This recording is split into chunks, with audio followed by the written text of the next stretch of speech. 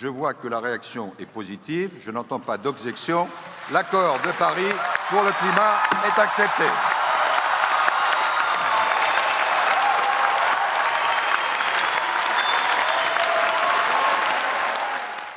Enfin, un accord sur les changements climatiques vient d'être conclu ici à Paris après plus de 21 ans de négociations sur les changements climatiques. Selon certains ministres et négociateurs africains, Paris n'est pas une réussite, mais plutôt un début de solution. Nous sommes à une étape, nous sommes arrivés à une étape, il faut continuer.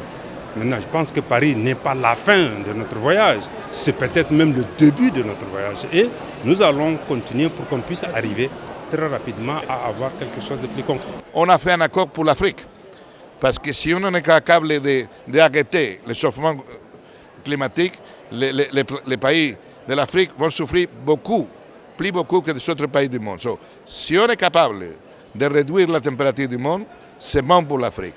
Certes, Paris vient de conclure un accord sur le climat, mais celui-ci ne fait pas l'unanimité de tous. Certains ministres africains s'expliquent. Ce n'est pas mentionné le nom de l'Afrique, mais l'Afrique n'est pas exclue. Moi, je suis satisfait de ce qui est écrit pour commencer. L'accord reflète les positions africaines. Vous savez que nos chefs d'État étaient venus ici et ont lancé des messages extrêmement importants, notamment l'accès aux énergies renouvelables. Et l'accord reflète bien cet accès aux énergies renouvelables. Quand il y a un accord, il y a forcément des gagnants et des perdants, mais en fait, je pense que finalement, tout le monde est gagnant et tout le monde est un peu perdant.